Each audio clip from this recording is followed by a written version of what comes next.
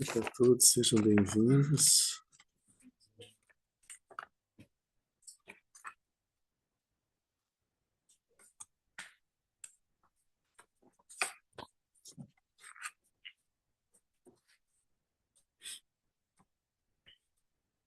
A gente está estudando o ensinamento dado por Carlo Potier em 1984, em Paris, né? Nos dias.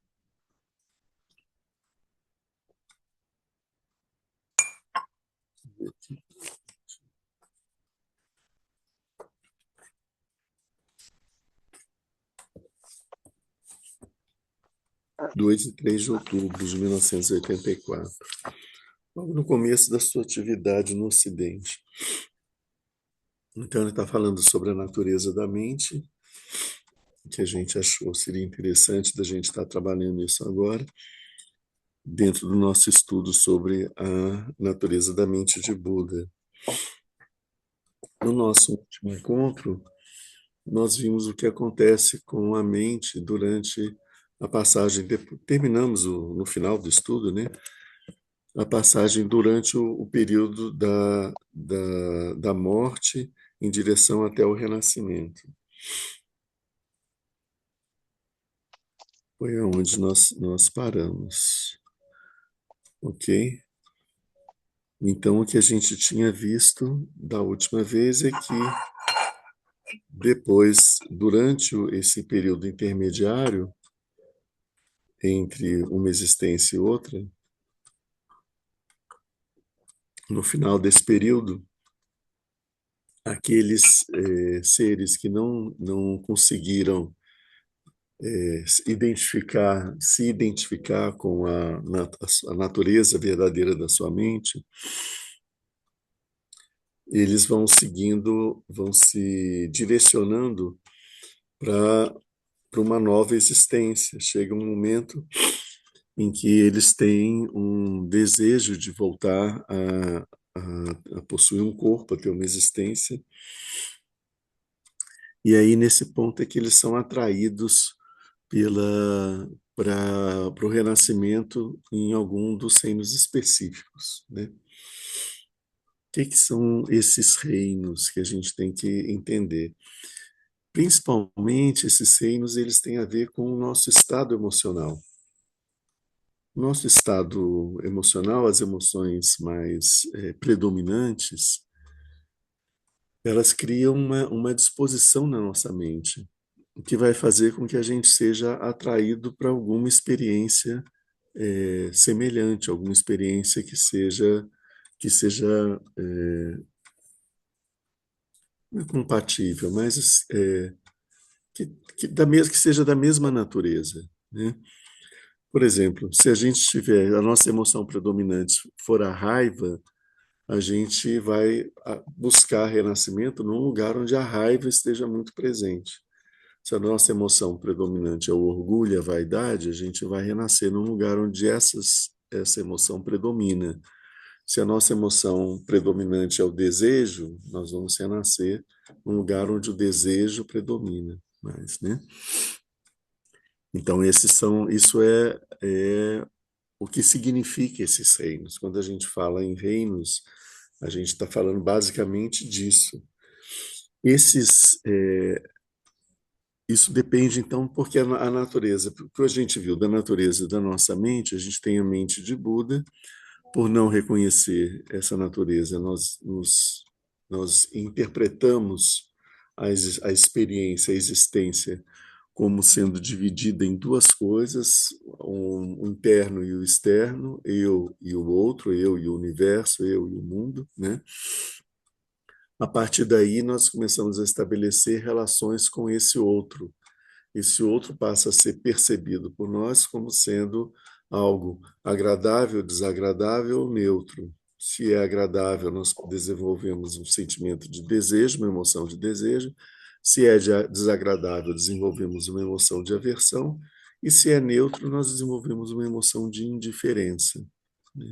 A partir dessas três venenos, que são a raiva, o desejo e a indiferença, surgem as 6 emoções.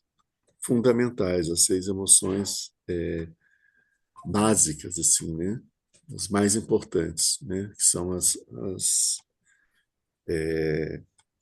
que eu vou dizer, as fundamentais, né? Essas emoções são a raiva, a, a ira e a raiva, né? A avareza, o desejo no sentido de também avareza e a avidez, a estupidez e a preguiça, a estupidez, a obtusidade mental. Preguiça no sentido, tanto preguiça física, mas também uma preguiça mental, né? Aquela falta de atividade mental no sentido de inteligência, né? Então, por isso dá um sentido de estupidez. O desejo e apego, o ciúme e a inveja, e o orgulho e a vaidade. Esses parzinhos, eles são a mesma emoção, né? São que a gente dá esses dois nomes diferentes para ela, mas no tibetano é um nome só. Então, essas emoções fundamentais vão caracterizar tipos de existências. Então, quando a gente vê que a existência dos deuses, o que caracteriza a existência dos deuses?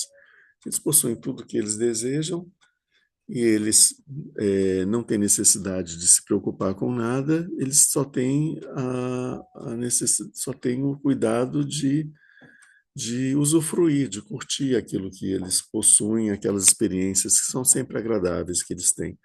Isso desenvolve nos deuses também um sentimento de orgulho, né, e de vaidade, porque eles são poderosos, eles são belos, eles são saudáveis, têm uma existência extremamente prolongada, eles são tudo aquilo que se pode desejar, né, dentro do samsara. Então, é o ápice do samsara, né? Não é o ápice da existência, é o ápice do samsara, da existência condicionada. Então, é o que caracteriza o reino dos deuses. O reino dos semideuses, eles não são deuses ainda, mas eles são muito poderosos, né? Desenvolveram uma mente que tem uma capacidade muito grande. Então, os semideuses, eles são inventivos, eles são criativos, eles são é, beligerantes, eles são argumentativos, eles estão sempre numa postura de construção, de criação de coisas e de disputas, e de conflitos, e de embates, né? Então, isso caracteriza esse reino dos semideuses, que a gente chama de as emoções que estão predominantes, é a emoção da inveja e dos ciúmes, né? Eles têm inveja dos deuses, então eles querem construir de toda forma alguma coisa para poder possuir aquilo que os deuses possuem, ou para destruir aquilo que os deuses possuem. Se eles não podem possuir, eles querem destruir, né? Então, essa é a característica da inveja e também dos ciúmes, que é a mesma coisa. Quando aquela pessoa que você deseja, ela não te deseja. Então, você quer adquirir, conquistar esse desejo, essa atenção dela, senão que ninguém possa ter, né? Então, é da mesma natureza, os ciúmes e a inveja. É a mesma palavra. Até em francês a palavra é semelhante, né? Depois a gente tem a experiência dos seres humanos. Os seres humanos estão numa contínua atividade, uma atividade incessante. A gente não para. A nossa mente está sempre buscando alguma coisa. Isso é atividade motivada pelo desejo, né? Quando nós alcançamos aquilo que nós desejamos, a gente começa a desejar uma coisa que a gente não tem. É um movimento sempre em busca de algo que não está presente. Ou então um desejo de tentar manter aquilo que a gente já tem, ou de afastar aquilo que a gente não deseja, né? Isso é atividade também nesse sentido, embora aí a emoção não seja o desejo, seja de aversão, mas é uma atividade contínua também. Então a gente está sempre fugindo daquilo que nos incomoda e indo em direção de construir, de conquistar aquilo que a gente deseja, aquilo que é o nosso objetivo. E é uma atividade sem fim, porque as coisas, se você é assim que você conquista, você precisa manter. Então, você luta para poder conquistar uma determinada questão, pode ser uma posição social, ou alguns objetos, né? E depois você precisa manter isso, porque isso, por conta da impermanência, as coisas, elas, se você deixar por conta delas mesmas, elas tendem a se dissipar, né? Os fenômenos, eles têm um momento em que eles surgem e depois em que eles deixam de existir. Então, quando os fenômenos estão nesse momento de queda, de tentar se desfazer, desistir, é quando nossa mente passa a trabalhar com uma atividade muito grande para poder segurar as coisas para que elas não se deteriorem, né? E a gente não perca aquilo que a gente já tem, né? Então esse é o estado do reino humano. O estado dos espíritos ávidos, né? O reino dos espíritos, eles são chamados de ávidos porque eles estão sempre buscando também, né? No caso deles, a experiência que eles têm é de fome e sede, ou seja, uma experiência de uma carência, de falta de alguma coisa. Eles querem, buscam algo para poder suprir esse buraco interno, né? Falta alguma coisa e eles tentam suprir isso com algo de fora. Mas o que vem de fora nunca supre esse buraco interno. Então, com esse buraco interno, eu posso dizer, eu estou com fome. Aí eu vou, pego um fruto, pego alguma coisa, eu como. Mas esse buraco não é fome. Então, esse fruto não tem o poder de me satisfazer. O reino dos espíritos, eles são insatisfeitos, né? Então, eu quero beber alguma coisa, eu estou com sede, eu quero beber alguma coisa. Eu bebo, mas isso, não na verdade, não é sede. Então, a bebida não supre essa necessidade, essa carência. Porque essa carência do que é? É uma carência da nossa verdadeira identidade, da nossa verdadeira natureza. É a dor que a gente sente por não reconhecer a nossa verdadeira natureza. Isso cria na gente um estado de carência e a gente tenta buscar isso fora o tempo todo. No reino dos espíritos, essa emoção é a predominante. Então, eles são descritos como tendo uma barriga muito grande, que significa uma fome muito grande, uma sede muito grande, e os alimentos que eles conseguem ingerir, eles estão estragados, eles têm mau cheiro, eles estão podres, ou eles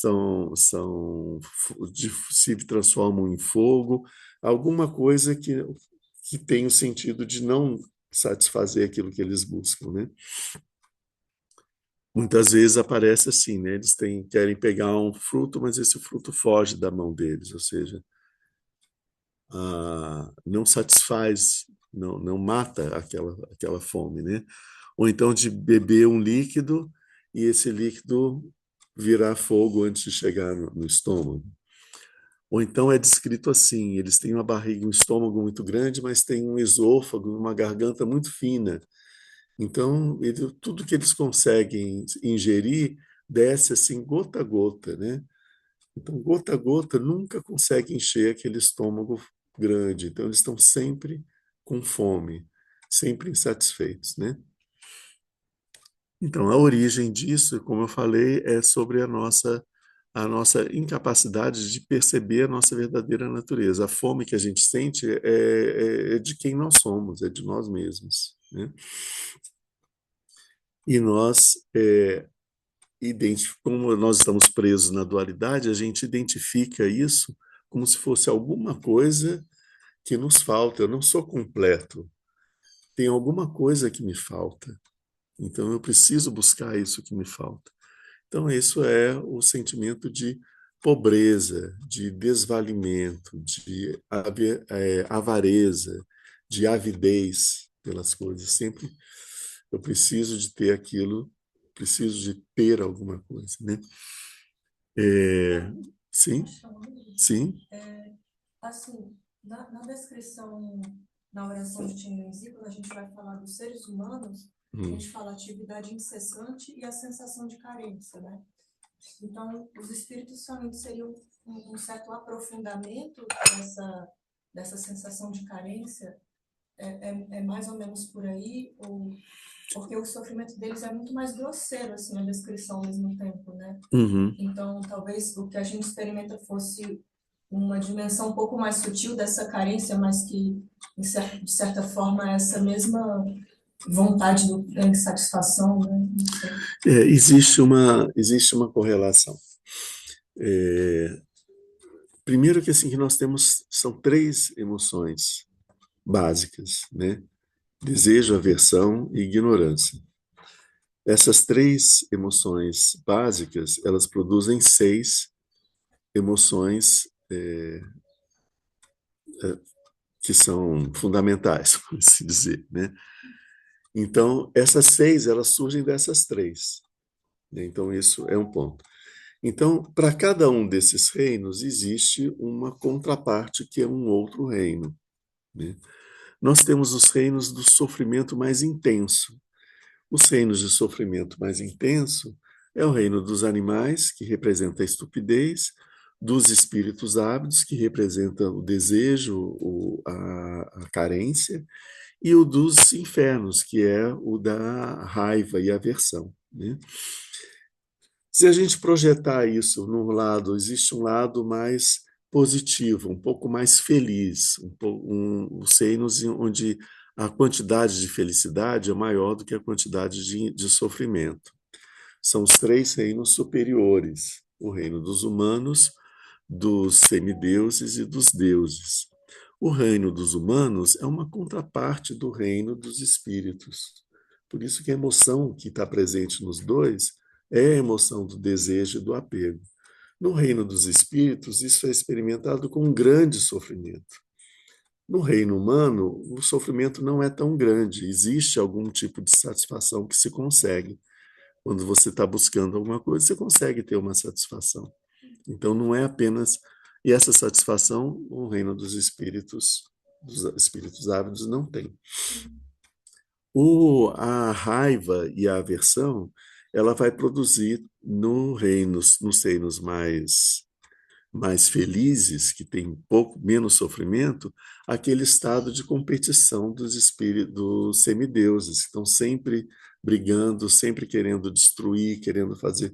Vocês veem que eles são uma contraparte, eles não têm um sofrimento tão grande, que eles são poderosos, eles conseguem aquilo que eles querem, mas, mas eles estão nesse mesmo móvel, né, que é motivado pela aversão da competitividade, do combate, eles estão sempre num combate, né?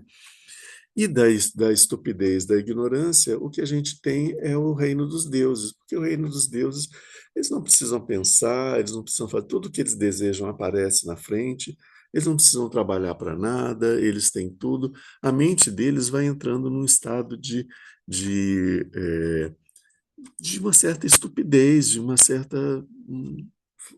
preguiça, de uma inércia, porque você não precisa ter um movimento mental para produzir nada, você tem só que ficar deitado esperando que o leite caia da mamadeira. Você não precisa nem. No caso, os deuses não precisam nem engolir, né? Assim, é imediato, assim, né? Então, eles não fazem nenhum esforço. Isso dá uma inatividade mental. Entende? Então, existe essa contraparte. Eles são são como os animais, mas são como animais nesse sentido, porque eles não têm uma atividade mental, mas felizes, né? Eles não têm essa atividade porque eles estão no estado de pelos méritos adquiridos anteriormente, num estado de felicidade. E no caso dos animais, o estado é de infelicidade, porque os animais estão sempre, cada dia que surge, eles não têm o que comer, né? Tirando as abelhas e as formigas, né? Que são trabalhadoras assim. Mas os animais têm que buscar o que comer. Se eles ficam doentes, se eles não têm como se tratar, eles estão sempre com medo de ser comidos por outros animais, ou de ser escravizados pelos seres humanos, né? Então, tem uma angústia, uma luta todo dia por isso. Os deuses não precisam de nada disso, eles estão muito bem. Então, eles não têm esse sofrimento que é presente entre os animais, né? Então, isso para a gente entender que quando a gente fala desses reinos, significa eles são a projeção externa de um estado emocional. Quando a gente está nesse estado emocional, que a gente projeta como o mundo onde a gente vai viver, experiências, é chamado reino dos deuses, reino dos espíritos ávidos, reino dos seres humanos. Vamos pegar, no reino dos seres humanos, pegar exemplo dos deuses, nós temos alguns seres humanos que nascem numa condição de que não precisam de nada, em que eles têm tudo, né? São poucos, né? Os deuses também são poucos, né? Então, eles são ricos, milionários, bilionários, eles não precisam de fazer esforço para poder conseguir nada, né? Eles só usufruem das coisas que eles têm, tudo que eles desejam aparece na mesma hora. Vocês veem que existe uma correlação, a gente fala, mas será que quando o Buda está falando do reino dos deuses, ele está falando desses marajás, né? Ou dessas pessoas extremamente poderosas, ricas, etc. Não, não é isso. Ele está falando de um mundo diferente desse nosso mundo. Essas pessoas que a gente está falando, a emoção fundamental delas ainda é a emoção humana de atividade, de desejo não chega a ser uma avidez, mas chega a ser de carência e de desejo. Essa ainda é a emoção predominante. Mas tem uma segunda emoção muito forte, que é essa emoção relacionada com o orgulho e a vaidade, né? São seres que são pessoas de uma forma geral, né? Estou falando de uma forma geral, nem todas as pessoas são assim, porque elas podem ter outras emoções importantes, podem desenvolver é, sentimentos sublimes, né, que vêm da mente de Buda, podem ter sentimentos de amor, de compaixão muito grandes, né?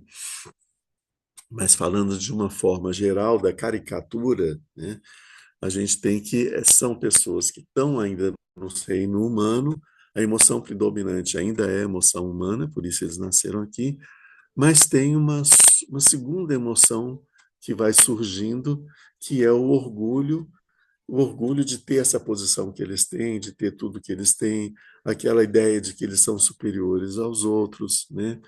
E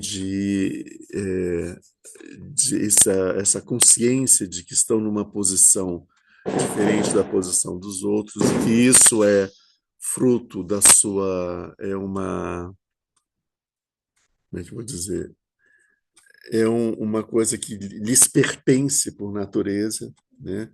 Não é a questão de um momento, né? Aquilo é meu, né? Então às vezes vê as pessoas falando, não, eu conquistei isso, eu tenho isso, isso é meu porque eu conquistei esse status, né? Mas a gente por aí a gente percebe por essa segunda emoção que aparece mais, a gente consegue entender como é o reino dos deuses, onde essa segunda emoção do orgulho e da vaidade é a emoção predominante. No reino dos deuses também a gente vai ter os seres que são deuses, porque tem essa emoção predominante, mas que tem uma segunda emoção mais forte, vamos supor, que ainda é de desejo e apego, como dos seres humanos, ou que é uma emoção ainda de raiva em relação aos espíritos ávidos, ávidos não, aos semideuses que estão lutando contra eles, né? Então eles vão lá na guerra e destroem os semideuses, né? Então são porque eles também têm, em todos os lugares nós temos essas 6 emoções fundamentais. Elas estão em todos os lugares, todos os reinos. Por quê? Porque essas emoções fundamentais são fruto, são resultado dessa perturbação inicial que começou na nossa mente que é a nossa incapacidade de reconhecer a nossa natureza búdica. Como nós não reconhecemos a nossa mente como sendo a mente de Buda, pura, clara luz, nós, a escuridão que se estabelece na nossa mente faz com que a gente tente compreender aquilo que nós experimentamos de uma forma da dualidade. Nós experimentamos, sabemos que nós temos uma identidade, né, que é a vacuidade da nossa mente. Como nós não reconhecemos a vacuidade da nossa mente, nós atribuímos a essa identidade a ideia de um eu.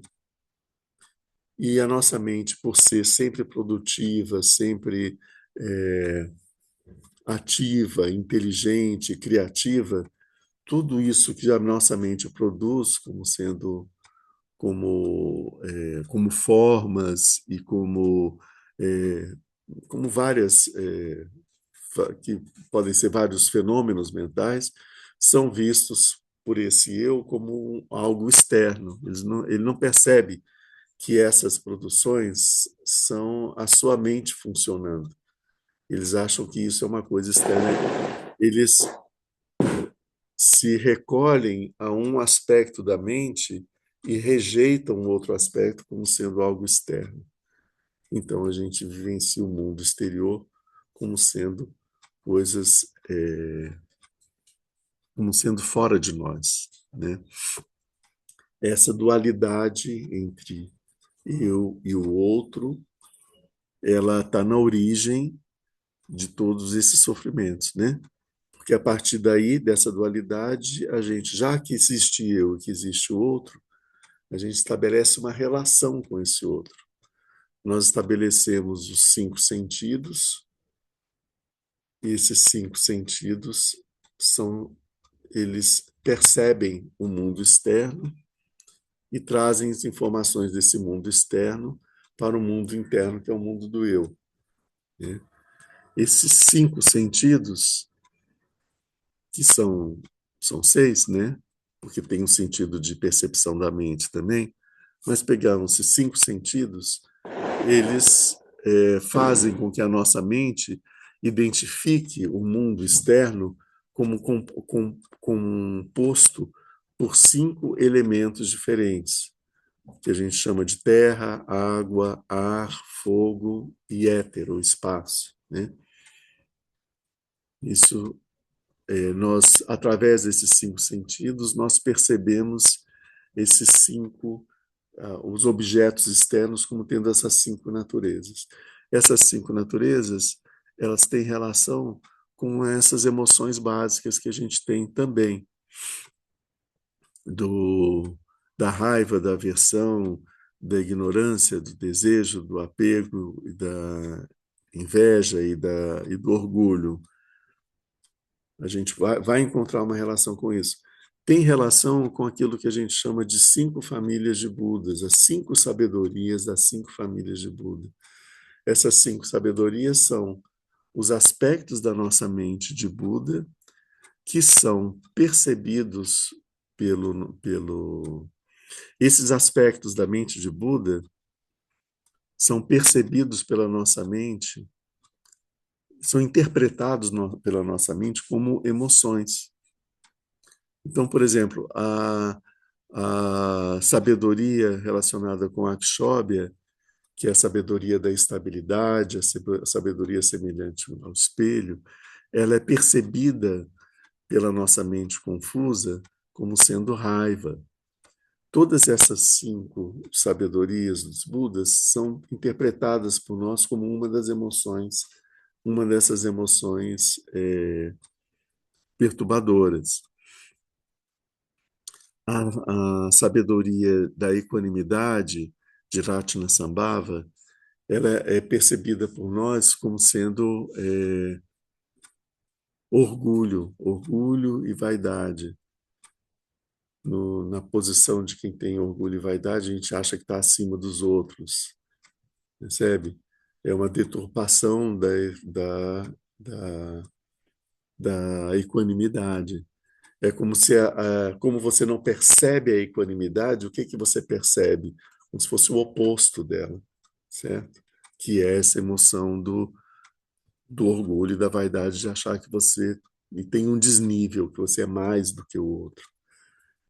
Ah, João, oi. mas isso seria uma maneira que a gente tem a oportunidade de aperfeiçoar para chegar nessa emoção mais pura? Aperfeiçoar como? Por exemplo, se for que a gente não enxerga a equanimidade, a gente vai na avareza. Aham. Então, é uma maneira que já, a gente Orgulho. percebe, ó, estou com o orgulho aqui. Uhum. É uma maneira de aperfeiçoar e chegar na equanimidade. Sim, isso é um método de trabalhar com as emoções. Quando você identifica a emoção, você tenta buscar de onde vem essa emoção. E quando você tenta buscar de onde vem essa emoção, a gente chega na vacuidade, no vazio. E a gente percebe que nessa vacuidade está essa característica da mente fundamental, né? Como se fosse uma nuvem, igual o prazer. Sim, É um espírito da alegria, mas o é. prazer precisa, às vezes, de meio externo, mas naturalmente a gente tem um estado de alegria, como se fosse a clara luz. Não, prazer ele é uma sensação, não é uma emoção. Uhum. A emoção ligada ao prazer é a emoção do desejo, né? Nossa. As outras emoções também estão ligadas ao prazer, né? Uhum. A gente pensa no prazer como sendo o resultado do desejo. Uhum. Não, o desejo é resultado da falta de prazer, Uhum. né? O desejo não tem prazer, porque quando você consegue aquilo que você deseja, em vez de experimentar aquilo com prazer, você começa a desejar outra coisa. Você abandona o resultado, você adota uma nova carência, Sim. né? Falando do desejo, o desejo ele é a não percepção, não reconhecimento da sabedoria de Amitabha, que está relacionado com a percepção das coisas como as coisas são, né? É, a sabedoria do discernimento, do Uhum. discernimento, Esse desejo, o desejo, desejo. né? O ciúme e a inveja é uma contrapartida negativa que a gente tem da sabedoria todo realizadora. A sabedoria todo realizadora realiza todas as coisas. Como a gente não percebe isso, nós ficamos no estado de carência da inveja e dos ciúmes. A gente tem inveja de algo, mas a gente tem o poder de produzir aquilo para a gente, né? A gente não percebe isso, a gente não percebe essa sabedoria que produz todas as coisas. Nós estamos num estado em que nós não temos nada. Então isso produz essa busca, né, através da inveja é, do ciúme e da inveja. E a sabedoria do Dharmadhatu, que é relacionada ao Vairocana, ela quando a gente não percebe essa forma de sabedoria, nós entramos no estado de estupidez da mente que não tem, não, da mente totalmente obstruída, que é a natureza dos animais. Então, isso para dizer que essas emoções elas surgem da não reconhecimento da natureza da nossa mente, não reconhecimento da natureza dos 5 aspectos fundamentais da nossa mente. Isso produz esses 5 aspectos, 5 emoções. É, esses 5 Budas fundamentais, eles possuem também uma contraparte que é uma contraparte feminina, que são chamadas as Budas, né? Que consortes de cada um desses 5 Budas fundamentais. Esses aspectos femininos consortes, eles são uma representação na mente de Buda dos 5 elementos que constituem o universo. Então, enquanto os aspectos masculinos são a purificação dessas 5 emoções, é ruim falar isso, purificação dessas emoções, porque não é bem isso, mas o estado puro que foi denegrido por essas 5 emoções, os 5 aspectos que são aspectos femininos dessas sabedorias, eles são percebidos por nós como 5 elementos, os 5 elementos que constituem o universo. Vocês percebem, de um lado está, nessas emoções, está um eu que sofre as emoções.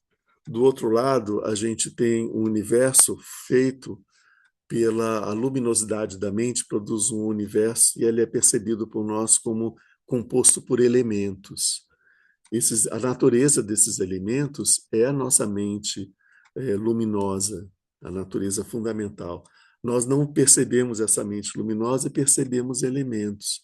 Então a gente percebe sentimento de solidez, de fluidez do elemento água, de espaciosidade do elemento espaço. Tudo isso só para a gente entender que são uma má interpretação que a gente tem da nossa mente clara, fundamental. Acho que aí foi. Então, o nosso eu, com essas emoções e percebendo fora dele esses 5 elementos, cada um desses elementos são percebidos por um sentido. Então, o elemento fogo é percebido pelo sentido da visão, o elemento terra é percebido pelo. Não, aqui. O elemento terra é percebido pelo olfato, o elemento ar é percebido pelo tato, porque o vento passa e nos estimula o nosso tato, né? O elemento água é percebido pelo sabor e o elemento espaço, éter, é percebido pelo ouvido. Então, esses 5 sentidos se desenvolvem na nossa mente para ser aquele aspecto da mente que percebe esses elementos. A partir daí, você tem a mente presa dentro do ego, através dos sentidos, experimentando esse mundo externo. É uma loucura total, né? A gente está dentro de uma mesma coisa e divide como se aquilo fosse coisas diferentes e ao mesmo tempo não é, né? Mas então essa percepção que a gente tem desse fenômeno externo, ela vai ser agradável, desagradável ou neutra. Então, se ela for agradável, a gente vai desejá-la. A gente vai desejar algo como se fosse externo a nós, mas é algo que a gente nunca deixou de ser nosso. Essa é o paradoxo dessas emoções. Essas emoções, elas se estabelecem em relação ao que é exterior, mas que não é exterior, que faz parte de nós mesmos. Então, nós sentimos desejo por nós mesmos, raiva de nós mesmos, inveja de nós mesmos, orgulho em relação a nós mesmos, estupidez em relação a nós mesmos. Então, essas emoções, porque achando que são coisas externas. Então, os espíritos ávidos, eles têm uma carência de alguma coisa que nunca deixou de ser deles, né? É uma ilusão perceber que aquilo que eles desejam está fora deles, né? Mas, na verdade, né, você vê, pela questão dos espíritos ávidos, é fácil da gente ver. Vocês veem que a gente cria uma emoção de carência, de falta, que é completamente ilusória, porque nunca nos falta nada. nós temos a potência plena da mente de Buda, nunca nos falta nada. Essa sensação de falta é uma ilusão, né? Ela vem da ignorância.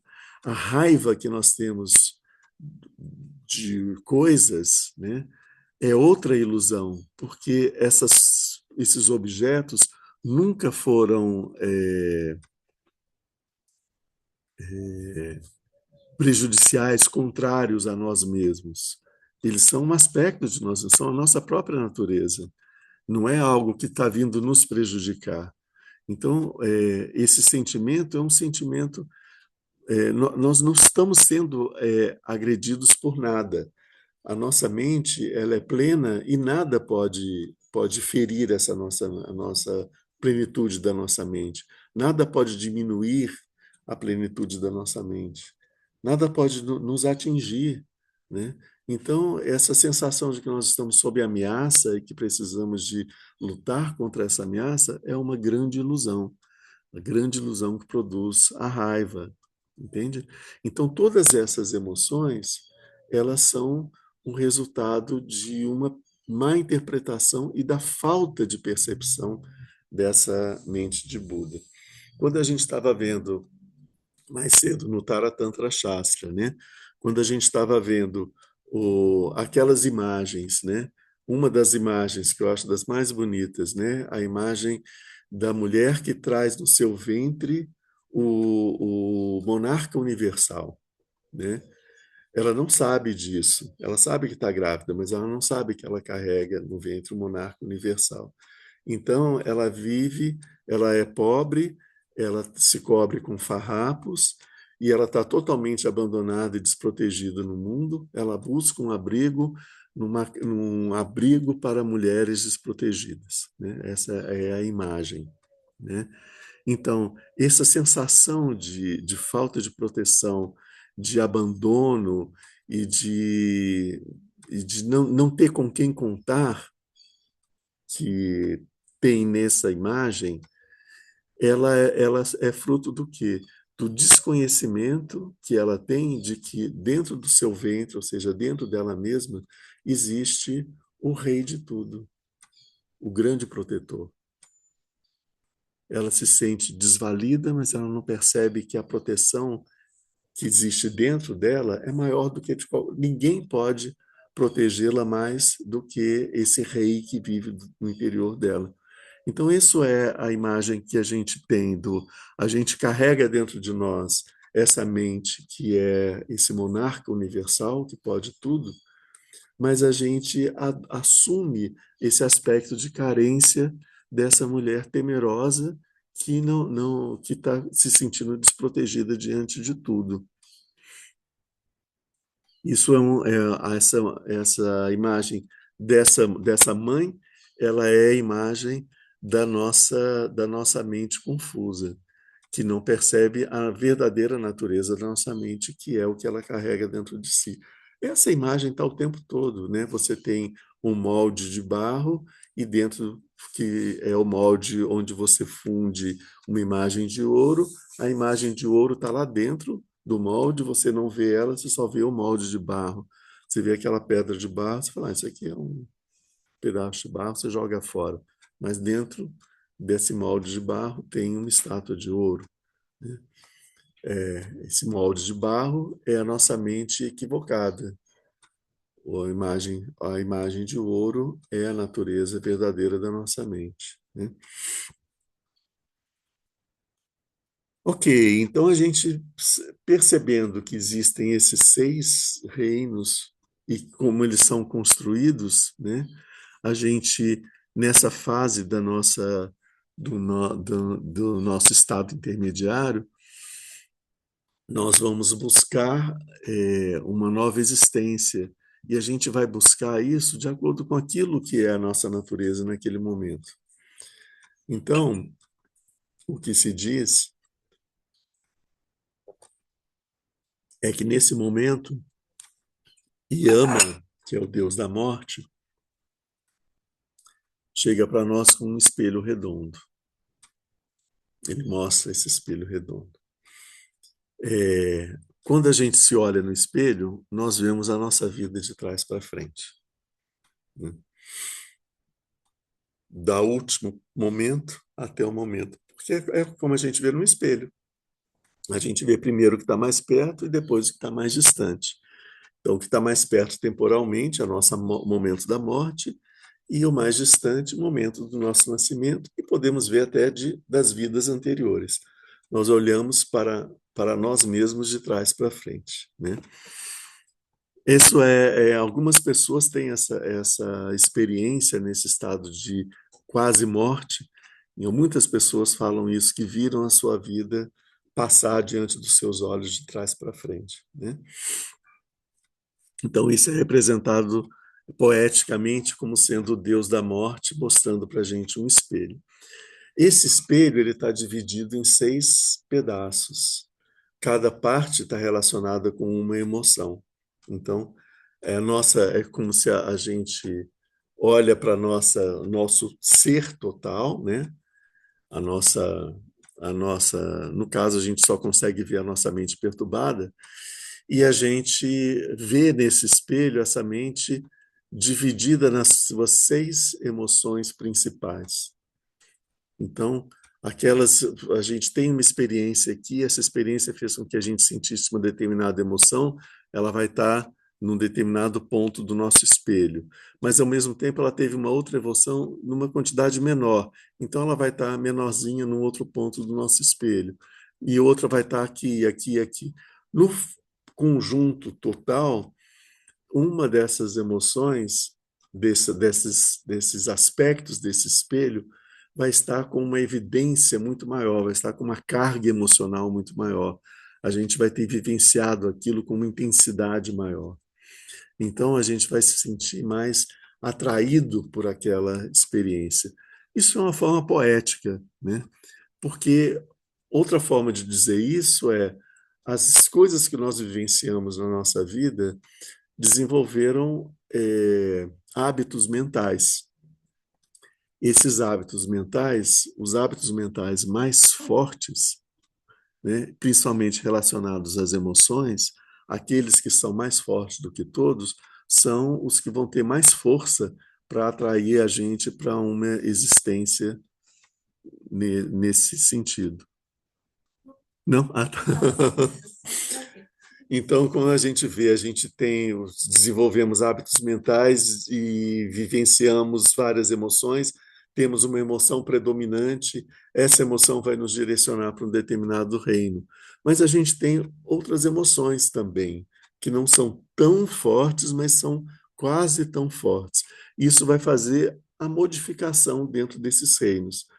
Então, se eu tenho a propensão de nascer como ser humano, e como ser humano eu desenvolvi na minha vida anterior um orgulho muito grande, não suficiente para eu nascer no reino dos deuses, eu vou nascer no reino humano. Claro que esse orgulho muito grande também é fruto de mérito de ações que a gente desenvolveu. Às vezes a gente fez muita coisa boa e se sentiu muito orgulhoso por ter feito essas coisas boas, né? Mas a gente fez muita coisa boa, isso vai trazer para a gente uma existência com muito mais facilidades. Nós vamos renascer como seres humanos numa situação em que a gente vai ter muitas facilidades na vida. E a gente vai estar vivenciando aquela sub-emoção, aquela segunda emoção, que é a emoção do orgulho. E como nós temos todas, nós sempre passamos por todas essas experiências. Não precisa ser de uma forma caricata. Aquele que é o que nasceu milionário, aquele que nasceu num país em guerra, faminto, sem abrigo, né, naquele sentimento de total carência, né, ou que nasceu também numa situação de conflito, e que desde criança já entra numa questão de desenvolver aquele conflito, se torna beligerante. São experiências, a gente vê que as experiências do reino humano são muito vastas, e cada uma delas tem uma emoção predominante, que é a maior predominante de todos, é a emoção do desejo e apego dos seres humanos, mas a gente tem uma subemoção predominante que mostra a natureza do que a gente está vivendo. Tem a ver com o karma que nós temos esperando. E o karma, o que que é? Formações kármicas, marcas mentais. Quando essas marcas mentais se esgotam, a gente consegue ultrapassar isso, deixa, não se interessa mais por aquilo, abandona, se cansa de repetir aquela experiência sempre do mesmo jeito na nossa mente, a gente vai deixando de lado essa forma de viver e vamos desenvolvendo outras marcas mentais. Então, essas experiências sofridas que a gente tem, elas vão perdendo a força porque o karma delas, ou seja, a, o hábito mental, ele vai se enfraquecendo. E aí a gente vai deixando, vai abandonando essa experiência e começa a vivenciar outra. Falar sobre o karma é muito difícil porque só um Buda consegue compreender exatamente o mecanismo do karma e todos os seus meandros, né? A gente tem alguns indícios, assim, né? Por isso é difícil a gente chegar e falar de algo que alguém está passando ou que nós estamos passando, conseguir identificar exatamente quais são os componentes kármicos daquilo. A gente pode, de uma forma geral, perceber que por trás disso estão os nossos hábitos mentais. E com isso a gente tentar modificar esses hábitos mentais e dessa forma modificar o nosso karma, né? Mas então, esse nosso ser do bardo, ele achou um reino interessante e aí ele se joga naquela direção, né? E quando vê, nasceu como uma barata. Eu gosto de dar esse exemplo.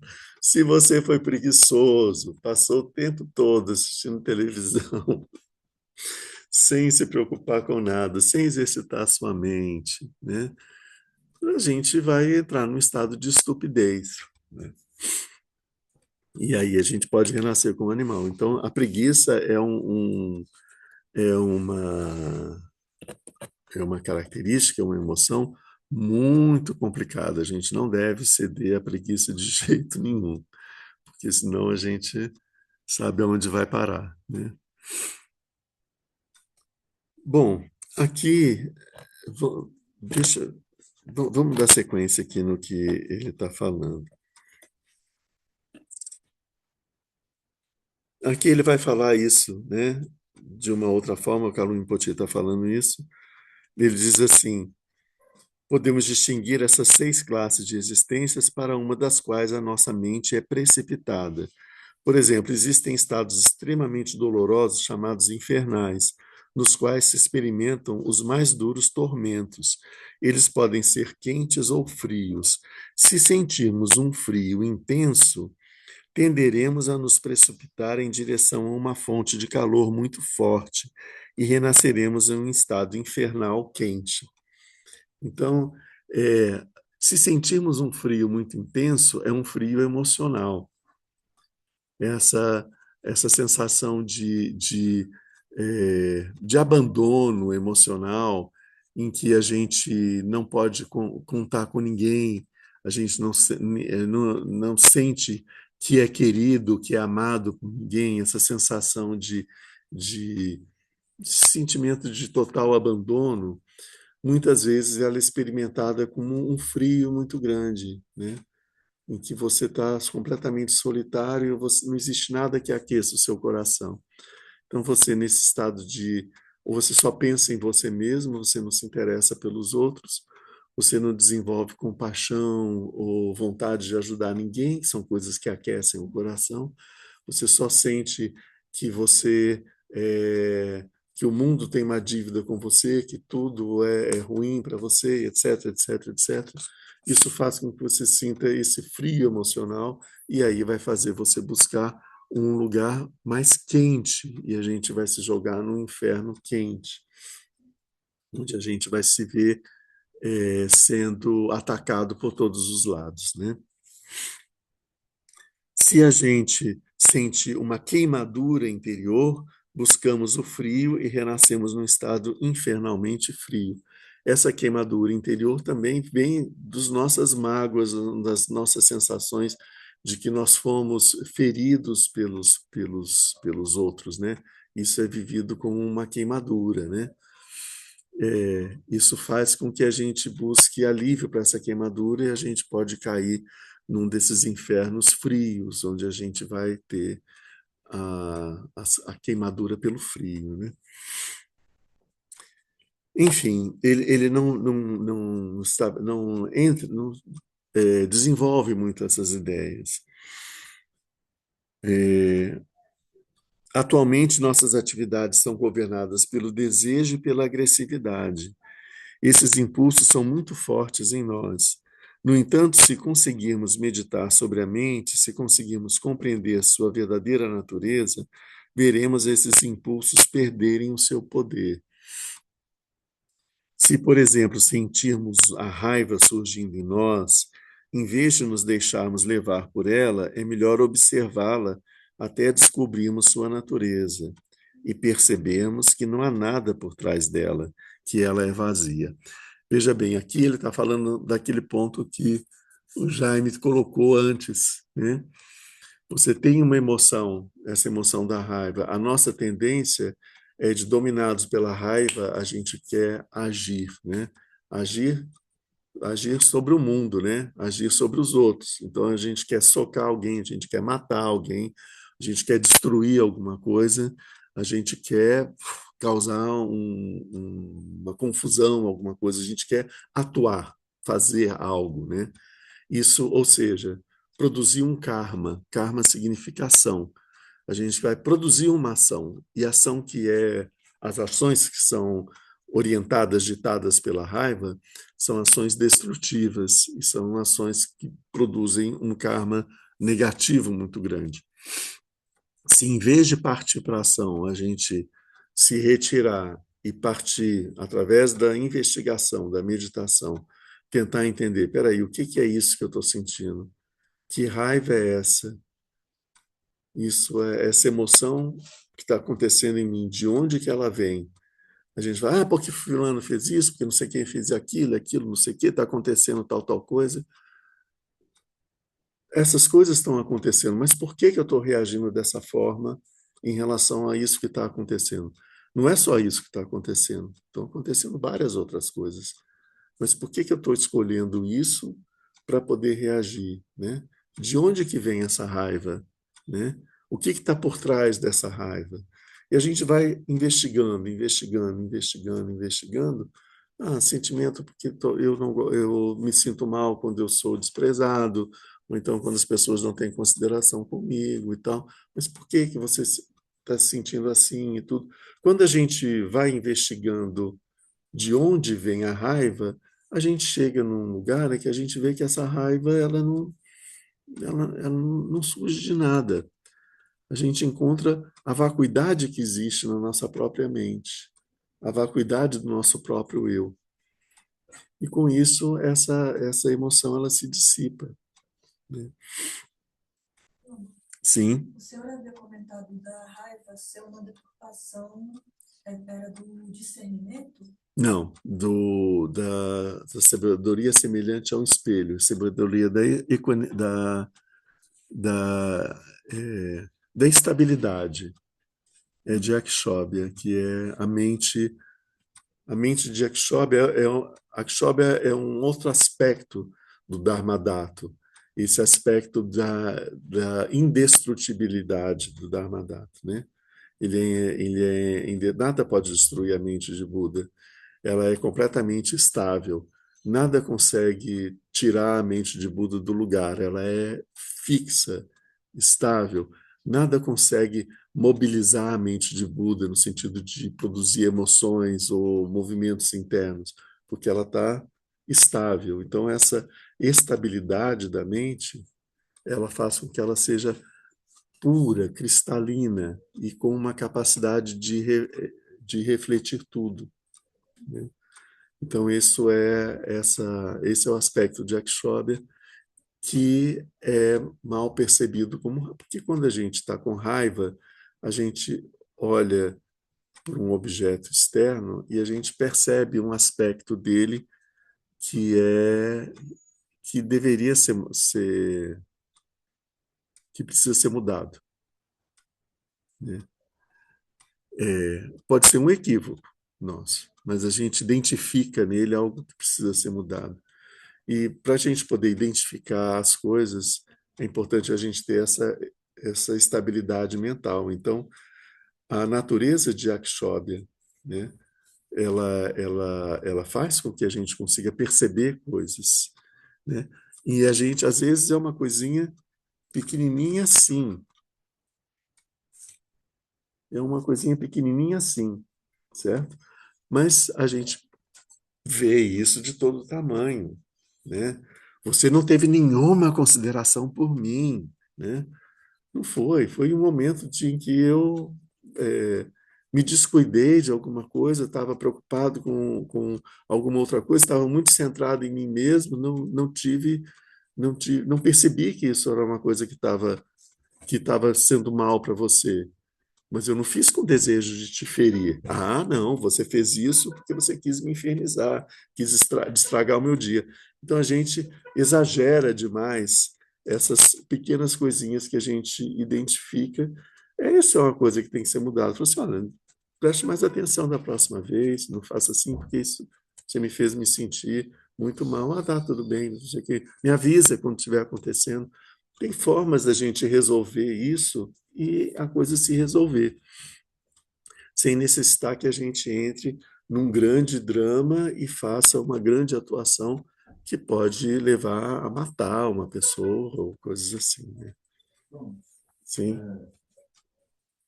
quando a gente alcança esse estado da clara luz, e a gente está tendo essas oscilações mentais sobre o que a gente já tem, né, nossas marcas, tá? Não tem como a gente ficar a todo momento num estado mais elevado quando a gente está tentando acessar a nossa mente de Buda. Porque a gente está num corpo humano, a gente está regendo por poderes de gravidade, hormonais. Para a gente criar essa distância, a gente não fica, a gente não consegue alcançar isso a todo estado, né? Eu fico na dúvida, o tanto como que isso gera uma marca mental que a gente pode ir para algum desses reinos, né? De ira, de carência, ou isso é apenas uma condição biológica nossa, né? Quando você fala em condição biológica, você A está. gente rege por gravidade, a gente sentir muito frio. Então, quando você fala de condição biológica, você tá avaliando isso a partir da dualidade. Existe uma condição mental e uma condição biológica. O mental é o eu, o biológico é o meu corpo. Meu corpo, existe eu e o meu corpo, né? O meu corpo não sou eu. Então eu quero manter essa mente de Buda, mas o meu corpo, com seus hormônios, com a sua natureza biológica, ele não permite que eu esteja nesse estado. Isso é a mente presa na dualidade. Não tem diferença entre o corpo e a sua mente é a mesma coisa, entende? Se você não consegue, não está conseguindo manter essa, hã? Qualidade, né? Essa claridade, não é por conta do seu corpo, né? Você tem as suas formações mentais que estão fazendo com que sua mente esteja funcionando nessa faixa. Então, trabalhar com a meditação, trabalhar sobre essa investigação das nossas marcas mentais, os nossos hábitos, vai modificar a nossa mente e vai modificar essa experiência. E quando a gente alcançar o despertar, nós vamos ter essa experiência plenamente contínua, entende? Com esse mesmo corpo, né? A gente só não tem isso o tempo todo porque a gente não alcançou o despertar. Porque foi o que o Buda viveu. O Buda vivenciou isso. Ele alcançou o despertar, pronto. Ele estava sempre em estado de Buda. E como corpo humano. E com o corpo humano.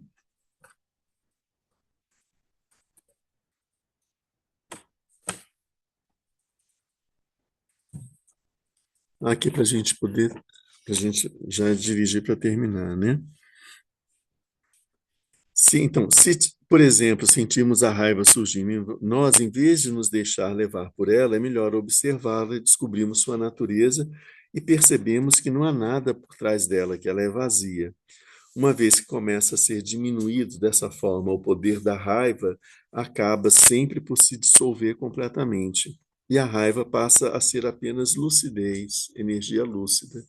Então, ela se dissipa enquanto raiva e o que sobra é a luminosidade da mente, é a lucidez, né? Aí ele diz: não temos tempo para falar sobre tudo isso em detalhe. Esse é um assunto que Kalun Rinpoche desenvolve no outro ensinamento, que a gente pode, num outro momento, pegar esse ensinamento sobre como trabalhar com as emoções. Eu acho que isso seria bem interessante, né? Sem dúvida, seria melhor fazer uma experiência para que vocês compreendam melhor a natureza do problema. Se vocês concordarem, vamos meditar um pouco juntos, vamos deixar nossa mente em repouso em seu estado natural, vasto e lúcido. Vamos deixá-la aberta como espaço, que não deve ser sombrio, mas pelo contrário, transparente e luminoso. Não deixemos nossa mente presa dentro de nós mesmos. Não confinemos em nossa cabeça, em nosso corpo ou em qualquer outra coisa. Ela é vasta e abrange tudo. Aqui, no nosso próximo encontro, a gente vai fazer alguns exercícios de meditação que foram feitos aqui por Kalun Rinpoche. Aí eu já começo com esse trechinho que a gente viu agora. Vamos ver se alguém mais tem alguma dúvida. Antes de tudo, queria agradecer ao Charles, que passou um perrengue agora mais cedo, né, para conseguir fazer esse, graças a esse esforço. Foi o Cássio também? Oh, é que o Cássio não está aqui, né? A gente agradeceu, mas agradecemos ao Cássio, sim. Ele vai ver essa mensagem em algum momento. E muito, né? Sempre temos muito a agradecer a todos vocês. Sem a ajuda do trabalho dessas pessoas, a gente não tem como realizar essa atividade, né, de conversar sobre o Dharma, né? Bom, então nós vamos agora partir para o nosso encerramento e vamos, semana que vem, o nosso estudo vai partir para 3 experimentos diferentes de meditação, bastante interessantes, que foram ensinados nesse dia por Kalun Rinpoche. Aliás, foi no dia seguinte. Esse primeiro dia se encerrou hoje, né? O segundo dia, o dia seguinte, ele deu um ensinamento que foi mais centrado na meditação. Isso a gente vai ver, então, no nosso próximo encontro. Vamos fazer, então, a dedicatória. Que em todos os meus nascimentos possa eu não estar separado do perfeito Lama, realizar completamente as qualidades dos caminhos e das terras e atingir rapidamente o estado de Dorje Shang. Graças a essa virtude, tendo realizado rapidamente o Mahamudra, possa eu conduzir a esse estado todos os seres sem exceção. Pela graça do Buda que obteve os 3 corpos, pela graça da verdade imutável do Dharma em si, e pela graça da infalível aspiração da Sangha, possa essa súplica de dedicatória realizar-se tal como ela é.